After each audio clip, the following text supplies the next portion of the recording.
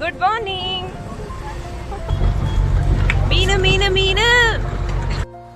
Hello, welcome back to my YouTube channel Bhavya Appayya. ಇವತ್ತು ನಾವು ಹೋಗ್ತಿರುವಂತಹ ಜಾಗ ಎಲ್ಲಿ ಅಂದರೆ ಮಂಗಳೂರಿನಲ್ಲಿ ಫ್ರೆಶ್ ಆಗಿ ಮೀನು ಸಿಗುವಂತಹ ಜಾಗ.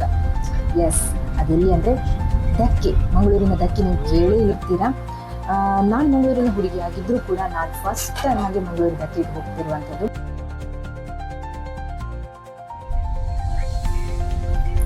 ಹಾಗೆ ನಾವು ತಲುಪಿದ್ವಿ ಮಂಗಳೂರಿನ ದಕ್ಕೆಗೆ. 12 ಗಂಟೆ ಆದಮೇಲೇನೋ ಪಾರ್ಕಿಂಗ್ ಒಳಗೆ ಬಿಡ್ತಾರಂತೆ, ಕಾರನ್ನು ಬಿಡ್ತಾರಂತೆ. ನಾವು ಹೋದದ್ದು ಆಲ್ಮೋಸ್ಟ್ 8 ಆಗಿತ್ತು. ಹಾಗಾಗಿ ಕಾರನ್ನು ಹೊರಗಡೆ ಪಾರ್ಕ್ ಮಾಡಿ ಸ್ವಲ್ಪ ಆಚೆ ಪಾರ್ಕ್ ಮಾಡಿ ಒಳಗೆ ನಾವು ಎಂಟ್ರಿ ಆದ್ವಿ. ಒಳಗೆ ಎಂಟ್ರಿ ಆಗಿ ನೋಡಿದ್ರೆ ಸುತ್ತಲೂ ನೋಡಿದ್ರೆ ಮೀನು.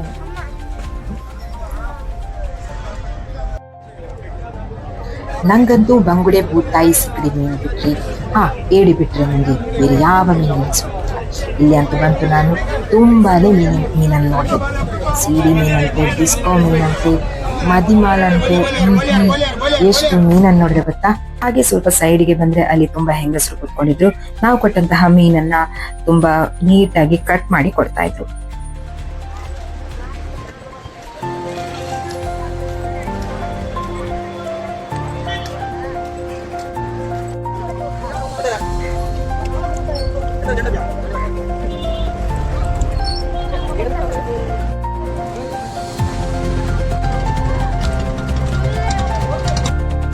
ಅಲ್ಲಲ್ಲಿ ಮೀನಿನ ಏಲಂ ನಡೀತಾ ಇದ್ರು, ಅಂದ್ರೆ ಆಪ್ಷನ್ ಕೂಡ ನಡೀತಾ ಇತ್ತು.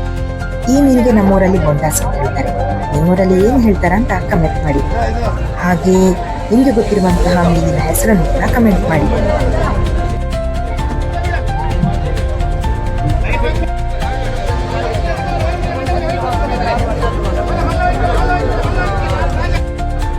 ಸಾಮಾನ್ಯವಾಗಿ ನಾವೆಲ್ಲರೂ ತಿಂಡಿ ಮಾಡಿ ಕಲಿಸ್ಕೊಡ್ತೀವಿ. ಆದರೆ ಇವರ ವಿಷಯಕ್ಕೆ ಬಂದರೆ ಮುಂಜಾನೆ ಎದ್ದು ಇವರು ಕೆಲಸಕ್ಕಂತೇಳಿ ಬರ್ತಾರೆ. ಅದಾದಮೇಲೆ ಇವರು ತಿಂಡಿ ಅಂತ ಮಾಡೋದು ಆಲ್ಮೋಸ್ಟ್ 12 ಗಂಟೆ ಆಗಬೇಕು.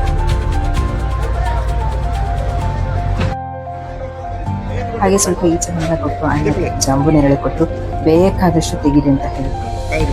ನಿಜವಾಗ್ಲೂ ಹೇಳ್ಬೇಕಂದ್ರೆ ತುಂಬಾನೇ ಸಿಹಿಯಾಗಿತ್ತು. ಥ್ಯಾಂಕ್ ಯು ಸೋ ಮಚ್ ಅಣ್ಣ. Thank you.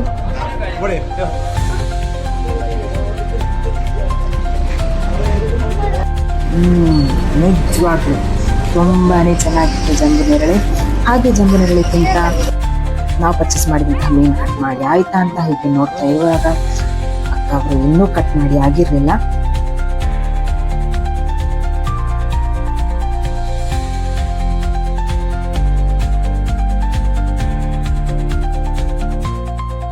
ಹಾಗೆ ಸ್ವಲ್ಪ ಮುಂದೆ ಹೋಗುವಾಗ ಫಸ್ಟ್ ಟೈಮ್ ನಾನು ಅಂಜಲ್ ಮೀನು ಕಟ್ ಮಾಡೋದನ್ನು ಕೂಡ ನೋಡಿದೆ.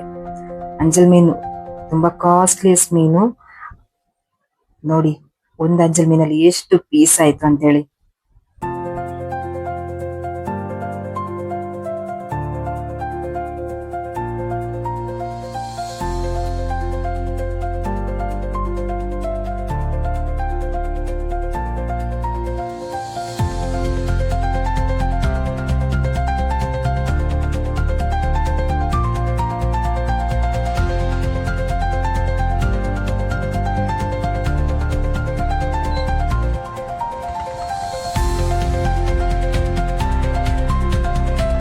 ಫೈನಲಿ ಮೀನೆಲ್ಲ ಕಟ್ ಮಾಡಿ ಆಯಿತು.